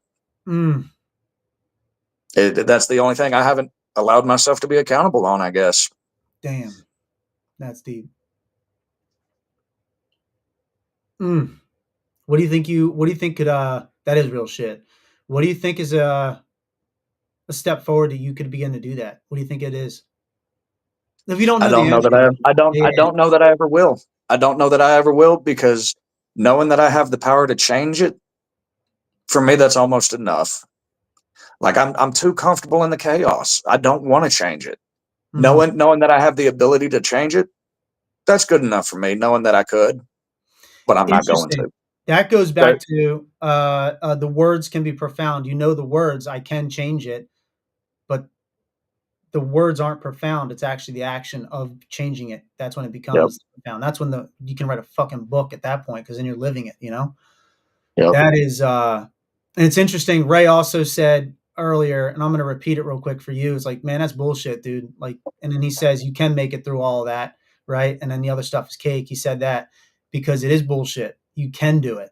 You know, like you can do all that, and you can choose the other side of chaos. That's the thing that I love about the warrior philosopher. By the way, the warrior philosopher is the person that understands hatred, and then they try to find love, and they can really find what love means, like true love, yep. right? Like that You that you love. can't appreciate sugar if you don't know what salt tastes like. That's right. That's right, dude. That's right. And you know it. That's the thing. You know what that shit is. You know, like that's you know what it tastes like. You know the Yep, taste of salt, you know the taste of sugar, but you're choosing sugar because sugar's fucking bad for you. You know what I mean? Like salt is too to a degree, but it makes food better. But anyway, like too much salt, of course, is bad too. So too much love, being oh, I love everybody, it's also bad. Like it's the other side of it. Like you need to have a balance. You need to have that harmony between the two. Like it's I just when I meet guys like you and I talk to guys like you, I just see like there's just so much fucking potential because you recognize what violence is. Like you know that side, you know the anger, you know the hatred, and you have this incredible opportunity to grasp the other side too. But it's so hard. And it's just whether you're willing to accept that hard and act on it or not, to accept that next challenge in your life. That's what's hard. Is to accept that challenge. So hard, actually. I mean, it's something you struggle with every day. It's something you struggle with the rest of your life. But it's a oh good yeah, struggle. It's a good struggle. It's a good pain. It's a good suffering. When you're trying to when you're suffering the way that you're suffering, allowing yourself to suffer right now, it's it's abusive. It's abusive. You're yeah, abusive to yourself. You might oh yeah, be. You might have even said terrible things to others or whatever. Like, who knows? You know what I mean? Like, but you don't have to, like you said it. And actually Tanner said, you said it out loud. You said all that shit out loud. It's just choosing that other side, to find that moment where you really want to be for your life to plug it, like that's the thing. I would love to be along with you on your journey to do that too. If you're down, I mean, I would love to watch that journey, dude. Fucking A. Just, it's such an unbelievable opportunity, It's unbelievable. So when you were getting out, what was the big challenge you recognized when you were getting out? I didn't want to get out, to be honest. I had right before my second deployment, I went to SFAS. I went through selection. I blew out my knee, so I didn't get picked up, obviously. But I was going back. I was going to go back as soon as we got back from deployment. I had a 30-year fucking plan, and I got injured, and basically got told go home.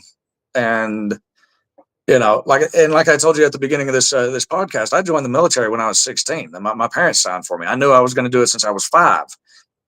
So at 30 years old, getting the boot, being told, all right, well, you're med retiring, you're the fuck out of here now. It was miserable. I lost myself. Like my entire identity from the time I was 5 years old, putting on my granddad's t-shirt, until the day they told me I couldn't play G.I. Joe no more. Fuck, that's all I knew. That's all I was. I wasn't supposed to be anything else. So I hit the ground and shattered. I did. It's tough. How old are you now? 42 as of last Sunday. So you are on a 12-year 12-year journey home still. You're right in line with Odysseus. There you go. So Yep. it's interesting. I love to figure it out. Some guys, by the way, never make it home. Some guys, you see that, that guy. Those guys who never really made it home. You can see it. You can always have it. Like my uncle, he served, and he was actually just saying yesterday, because I invited over an active duty airman actually over for Christmas to my family's home, and because he didn't have anywhere to go, I was like, yo, come on over, dude. Like, have Christmas dinner with my family and stuff. Like, no worries. And he came over and everything. My uncle started talking about it when he left, whatever. He's like, man, I never wanted to get out. Like, I miss it. I still miss it to this day. He's like, I love being in the military, and but he made it home. Like, he's home and he's good and everything, but like, he'll forever love it and miss it. And that's good. That's okay. It's okay to love it and miss it and want to give back and want to be a part of the American community and dive into other ways. Like, that's good. But it's just recognizing and realizing, all right, it's almost like you got to grow up. You know what I mean? Like, I got to grow up now. Like, I got to fucking get my shit together, Like, that is in a different way. Get my shit together in a different way. Like, that's the next step, and it's really fucking hard. And it understandably so. And you have a bunch of guys in here, by the way. I want to read some of this stuff out that said some things. So Austin said he feels you on that. He felt like that when he med retired, right? That's the most recent one that came through. So you're not alone in that aspect at all. Then Rivera said, earlier when we were talking about things, he's like, quantum, the law of attraction. He said, I'm not into quantum physics, but here's what I've have on my vision board that helped a lot. Hope these equations help. My mind operates like a blueprint. So he said, frequency is then it goes into your thoughts, goes into your feelings, goes into your emotion, your action, results, environment, values, belief, perception, reality, results. So the way I'm going to interpret that is what he's putting out into the world and how he has his thoughts leads into the feelings that he feels and the emotions that he's actually going to be processing to the actions that he takes. And then the results that he gets from his environment are based on those emotions, but those emotions are then guided by those values and belief systems that he has, which helps to take his perception and form his perceptions of his reality that he sees around him, and then produces the results that he wants. So that's a pretty fantastic thing, honestly, and that is a really good, I would say, really good blueprint for trying to take control of the life again.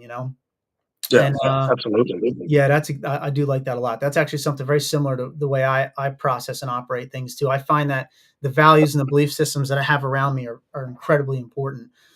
Like, incredibly important, actually. That's that pattern of thinking. That's that brain pattern. That's not buying into the negative shit and like recognizing I need to change things. I really do like that a lot. So also somebody else put in here, let me see. Julia said, sounds like you could try writing a book, like a collection of your experiences and thoughts. And it I could am a be a way. published author. Oh, you really? Yeah, I've been What the first book? time I was published, I was 11. No shit, really? Yeah, That's cool. I also published a book, but it was about spray paint art. I just wrote it for fun when I was on my way home from Columbia on a train. I wrote like a nice. 50-page, 60-page book, and I just published it on Amazon. But because I was like bored and just wanted to do it. So that's fun, dude. That's cool. So you can write, and you do like philosophy. I would love, dude. I would love to see that. I would love to. I don't know if you really do start diving back into philosophy and learning all that shit. I'm going to give you a resource too after we're done here that you can buy into. It's like I think it's like $20 a month or something like that. It's fantastic, dude. Okay. He said he's definitely not a Marine. Todd said he's definitely not a Marine. He can read and write. It's all in crayon, though. It's all in crayon. That's right. That's right. It's actually funny. The more I get to know the Marines are fucking squared away, dude. Marines are really squared away. You know, I used to tell my commander, because he asked me why I transferred from the Marine Corps to the Army. I said, "Well, y'all need some Marines to come teach you how to do your shit the right way, so that's why I'm here."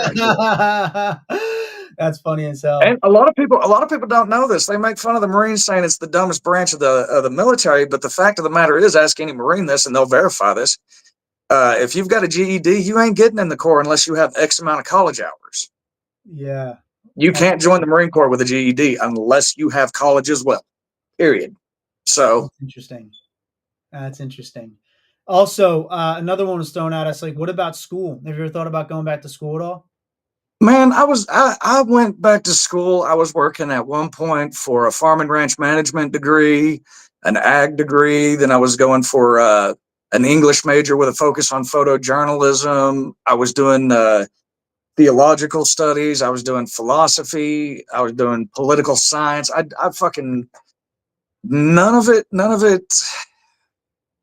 It was all just chasing the wind. I mean, there was nothing to there was it was school was easy, but I was stuck with a bunch of shithead liberals that like didn't like military. Hmm. And it was too laborious. It was too tedious. It was too annoying. And Because you were I pro- searching for adrenaline. yeah, I was looking. I was not finding what I was looking for in it. I'll put it that way. That's the best way I can think to articulate it. I never found what I was looking for in it, so I just walked away from it. What do you do now? Sit on my ass. Okay. Do you want to get back into working and stuff or? Well, I've got my VA disability, service connected. I've got Social Security disability. I would give both of them up to go back and do something, but I don't know what. I don't know what. Yeah. Only thing I ever wanted to do was taken away from me. And of Yeah. course, now being a felon on a stupid, marijuana drug charge here in Texas, I can't even own a firearm anymore. So like, I just don't feel like I've got any fucking purpose on. Like, I don't care anymore, man. Like, Yeah. everything I ever wanted was always taken away from me from the time I was 5 years old till now. So I know that's like a very, very pessimistic approach at life, Mhm. but Mhm. you know, I Hmm. don't know, man. What did you so you always wanted to be a Marine, always wanted to join the military and you did. What did you love when you were in? Like what was the thing that you loved? And I'm not talking about like the guns and shit. What was something you loved about the culture? Purpose. You have a defined, unmistakable purpose the whole time you're in. Mm.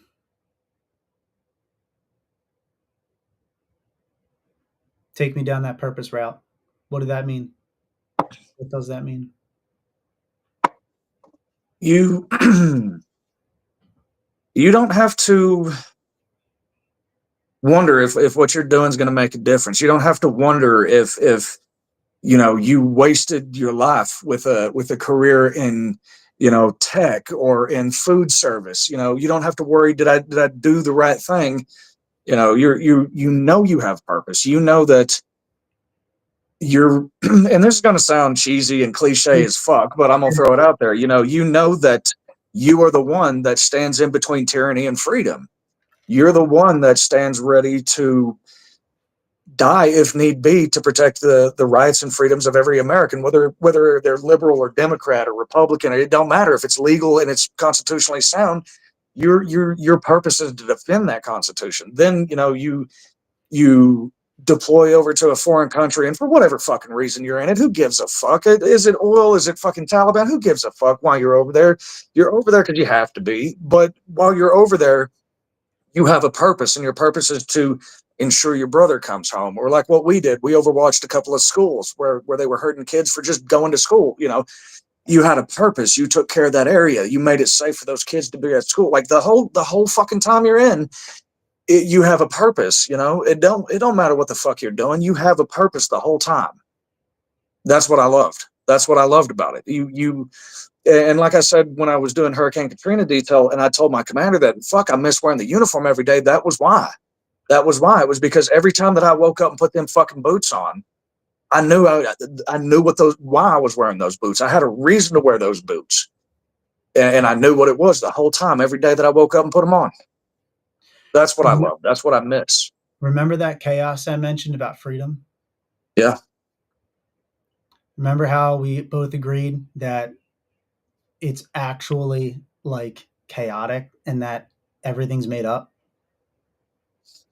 Here's the purpose I have now recognized the purpose of us talking today. You need to recognize and believe your own belief, actually, and understanding that you can make up your next purpose. You just haven't allowed yourself to do it yet, right? It's really telling, actually. Everything you just said is immense purpose, and it is helping out the American people here at home, here on American soil, in Texas, in your own local community, with your own daughter, with maybe even a future marriage or whatever. You can find immense purpose in protecting that, right? And emotionally, that is just as powerful, right? Being a safe place for that person to go to and protecting that person or protecting those people, or even in going and talking about your story, how you went through, you can take all of your pain, all of the suffering you've been through on your journey home, and you can turn that into an immensely powerful story to find new purpose here. It's one of the most powerful and important stories you can share with the American people, genuinely. And we need that. The American spirit actually calls you to do that. You must. It's not even a fucking question. Like what you're talking about right now, the things you're saying, so many people understand that. So many veterans understand that. Even some civilians, even some of those fucking tech guys, dude, like, and those people who are working with food and stuff, they're also trying to make sure that we are able to practice freedom. Now, sometimes some get, a little crazy or whatever, but it doesn't matter. There's a push and a pull for all of it. All of it matters and contributes, right? You need to find that your story and believe that your story can provide an immense value and purpose back to people. I promise you it can. It's insanely powerful. You survived 3 fucking suicide attempts after getting out. 3, right? And you are still here. You're sharing your story right now.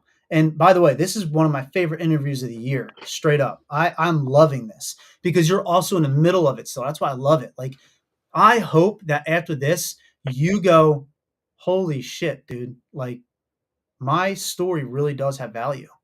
Like, like I can give back, but you have to actually recognize that. Like there is something you can do. You need to recognize and decide that you are going to do it, though, right? Whatever that purpose is. Like, if you had to find purpose again, what would you, in a dream, we're dream world, we're not talking, just dream world, okay?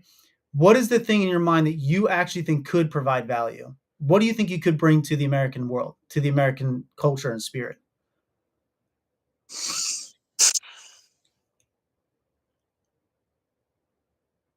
I don't know. I don't know. Do you find value in sharing your story?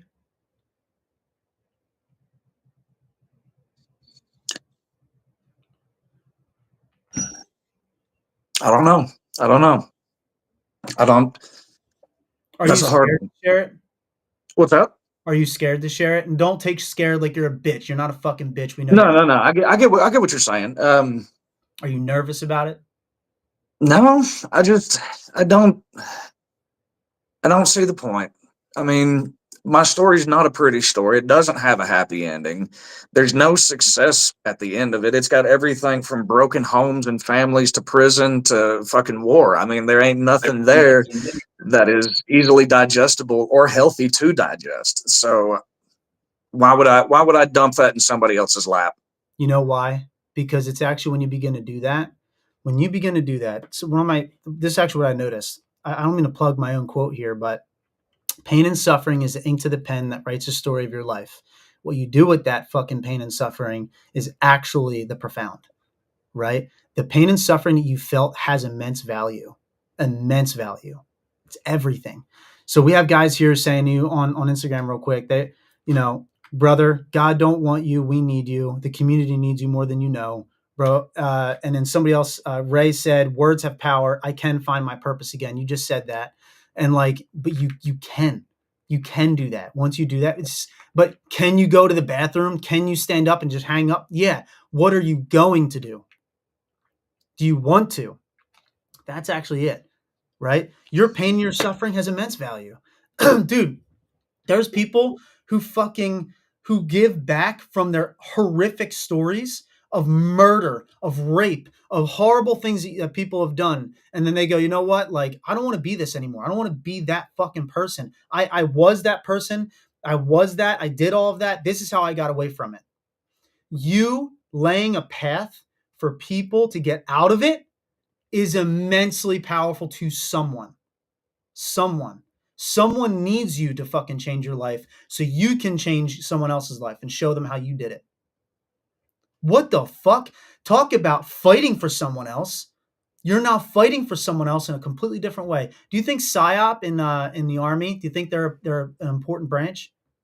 Psychological operations? Yep. Do you know why it is? Because Sun Tzu even said it. You can basically said this. You can win an entire war without shooting a bullet.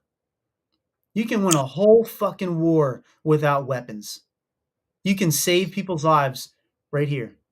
You can change lives right here. You need to be a part of the PSYOP of the civilian now that you are, the veteran civilian that you are in America. You can give back. Your story is fucking awesome. I don't give a shit how much blood and torment and rape and murder and drugs and whatever the fuck else. I just made some stuff up. I don't know if you ever did any of those other things, but like all that shit. It doesn't fucking matter, bro. You can take those things and change it all. The inverse, quantum physics, literally, actually.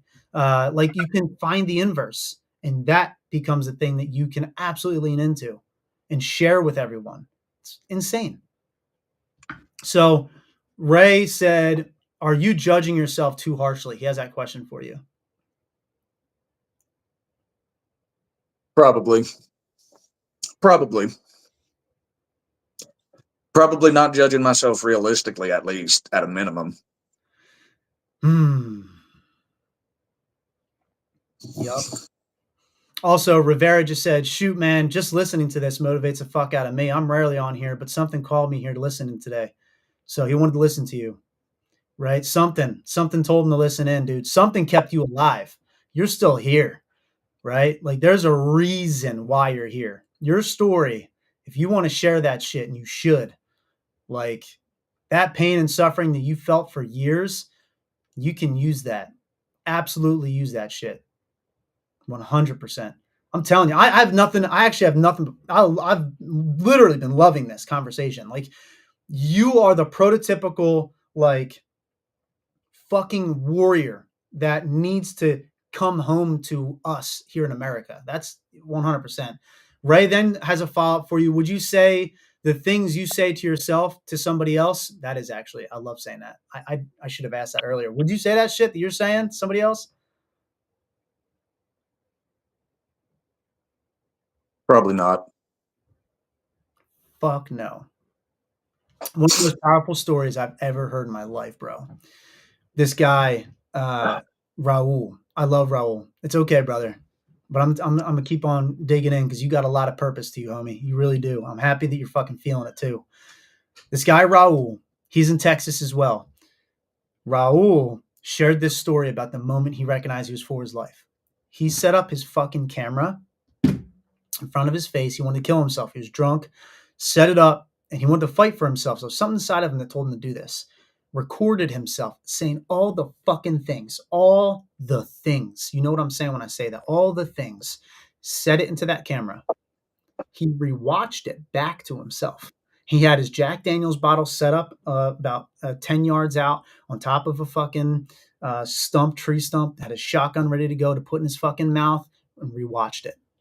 When he rewatched it, he was like, who the fuck is that?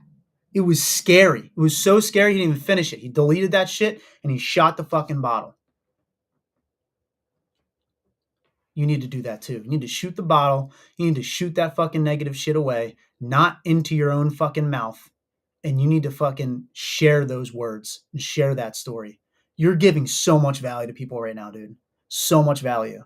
Your life, your pain, your suffering, the bullshit, the abuse, all of it that you went through, that you also turn around on people too sometimes, that needs to change, and you can do it.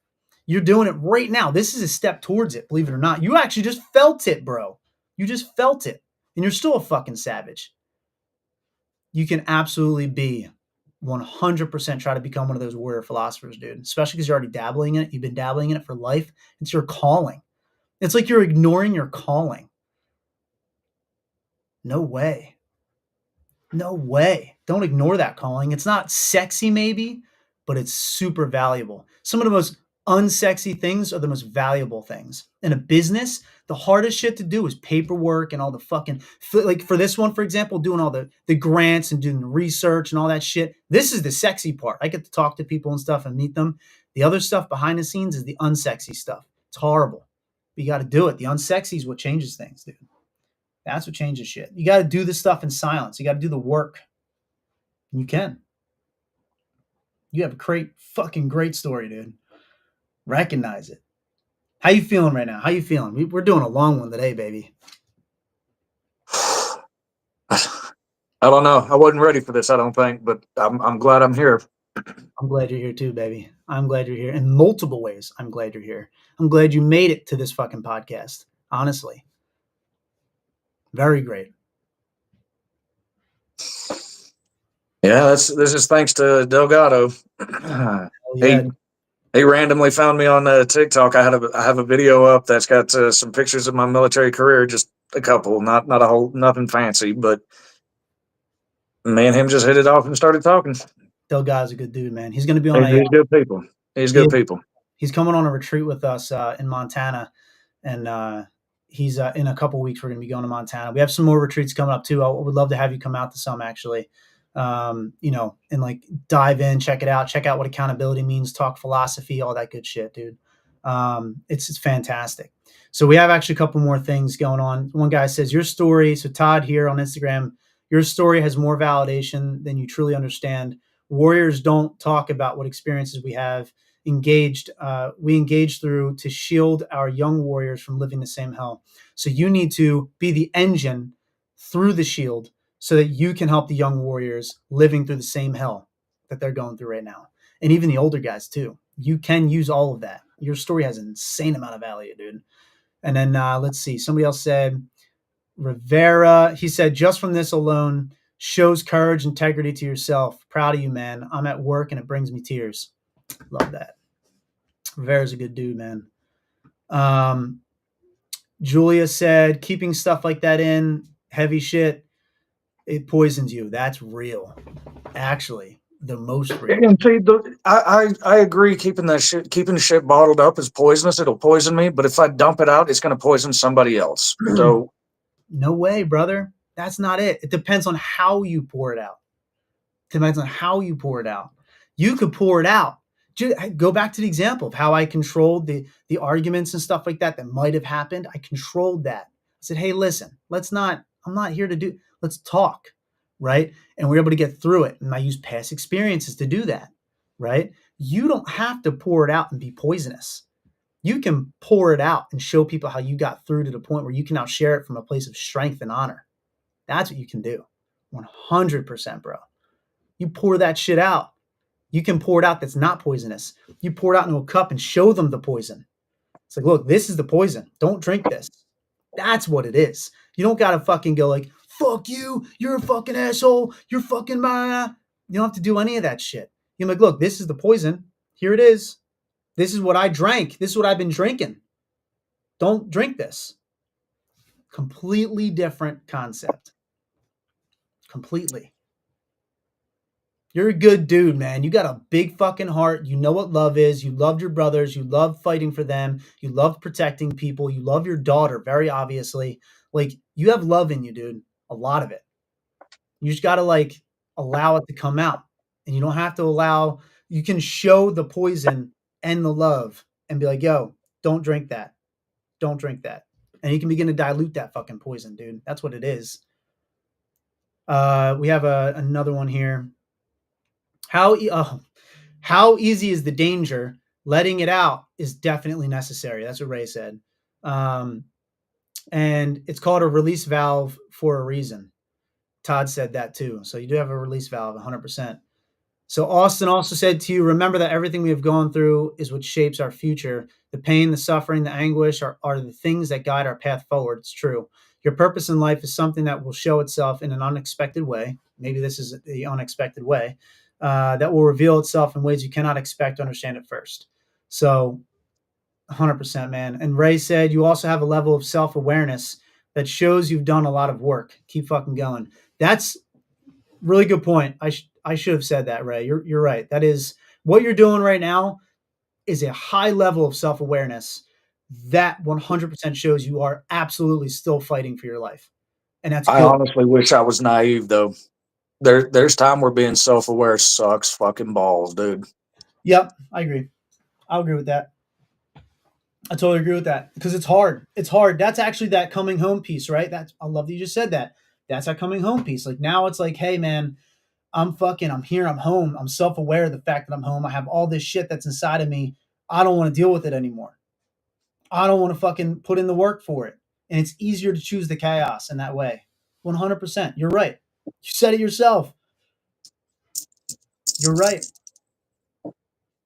You're right. By the way, you look like fucking Ragnar from yo, you look like Ragnar, bro. Yeah. Hell yeah. Dude, that motherfucker, dude. What a great story that is. That was a good show too, man. Yeah. But seriously, dude, like when you bend down to pick up the fucking leadership role, you're gonna change your whole life. You're gonna change your whole life. You're doing it now. By doing this right here, you already are stepping towards it. You really are, bro. You just gotta fucking you gotta be that positive fucking mentality, that positive story from all the poison, dude. The poison is just you can dilute it, you know? Yeah. It needs to be. You know, you said something that's true. I do have a lot of love and I know how to love. I don't know how to receive it though. Have you figured out how to give yourself love? Nope. Mm-hmm. So when you say you know how to give it, what do you mean by that? Oh, I got a daughter. I know love. I've got like I love this country. I love everybody in it, even the purple hair. You know, the purple haired people that everybody hates. I still love them. Like there's not a person in this country that I wouldn't die for. Like I would give the shirt off my back to anybody, no matter who it is or their situation or circumstance. Can you But I can't accept love. instead of wait a second, something's happening. I just had a thought. You just said something that actually made me super that was beautiful.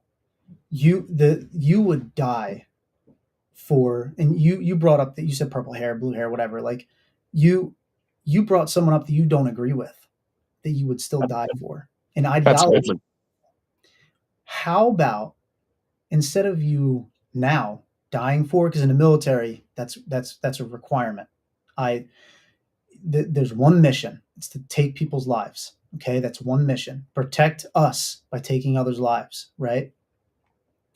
And that's just at the core. There's more to the military. I'm not talking shit or whatever. I'm not making it set. But that's real. Okay.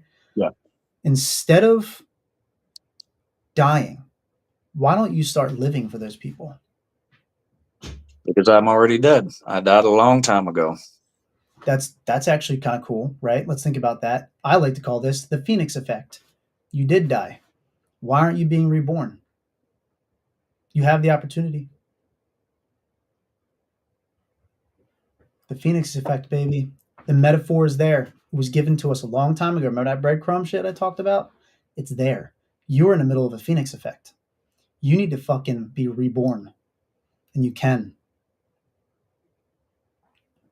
Not to get religious, but there's also, even in like Christianity and stuff, like people who are reborn, like into Christianity and stuff, like that's another metaphor, another analogy. You have the opportunity. I mean, it's throughout history, brother. Throughout history. And you don't have to become a fucking president or like a mayor of your town or whatever. I'm not talking about that kind of shit. I literally mean on the smallest level of you absolutely have a new chapter in your life that you can change and turn to. Ray just said, I love that Ray just said this. He said, every man has two lives. The second one starts when you realize you're already dead. And honestly, bro, with him, Ray and I talked about this, and he talked about this in front of a bunch of guys out in Montana in January of this year. He was like, I just feel like I'm in like this weird place right now. I'm in this weird place right now where like I know something new is starting, and he was nervous about it. He was a little nervous. He didn't really recognize it, but it's that chapter. That pain and suffering is the ink to the pen that writes the story of your life. The story of your life has chapters. You're in the chapter of your life where you're making it home. You're still coming home like Odysseus. You have to have that new chapter that comes out, dude. You have to write the new one, and it has to come from a place of change and difference. 100%. It's up to you, though. The Phoenix effect.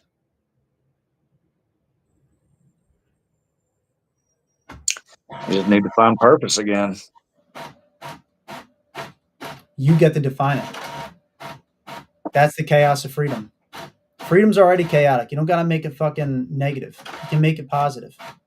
You know, the chaos can be different. Yeah. You're a good dude, man. We're going to find that too. We're going to prove it. I'm going to fucking prove it to you. I want to get you around some guys.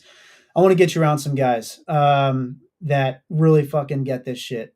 We do have a retreat coming up in Montana. Austin's coming out to it. And he just said, come up to Montana and join us in the next month's retreat. I actually agree. I want to see if I can get you out there. Would you be down for that? Yeah, I'd be down. January 28th to February 2nd. Get yourself fucking blocked off for that, and you should come out. I want you out. I've got a couple of legal things that I have to get permission to travel outside of state lines, but if you have to sign paperwork, listen, if we have to sign paperwork and stuff, we'll do it. Okay. I don't give a fuck. I want you out there. I want you to be with us. I agree with Austin. We need to get you the fuck out there. There's something changing in your mind right now. I can see your whole body language, the way you're moving. Something in your brain is actually like clicking on right now, and I want to fucking stay on that. That's momentum. I want to stay with it. You're a good dude, and I need you to recognize that shit. Your fucking story needs to be shared more. You need to share it more. And you can use TikTok to do it, dude. You can use fucking Instagram. I don't give a fuck. You need to share this shit. You have a new chapter in your life that you can fucking write. 100%, dude. You tell me what paperwork we got to sign and we'll fucking do it. I don't care. Let's make it happen. Okay? All right. We're going to call it. This was a really good one. Everybody, thank you for tuning in. Appreciate everybody. You have more. You have more to live for. Instead of wanting to die for people, you need to start living for people now. That's your next chapter, homie. That's how we're going to end it. You need to live. All right? Everybody, thank you so much. Thank you for joining us today. This was a long one, I know, but I think it was a fucking powerful one. And Todd said this dude needs to be everywhere. I agree. Your story needs to be everywhere, and you need to share it out. And by everywhere, even if it reaches just one other person, bro, that's what matters. And you reached a couple today. I know that for sure. Rivera said, thank you, man, for your presence, and your influence is strong. And I agree with that 100%. You still have more to fight for. This country needs American spirit driven into it. And you're definitely one of those dudes that has the American spirit within you, and you need to fucking drive it to this community, because you would die for anybody in this country. Anybody. You need to start living for everybody now.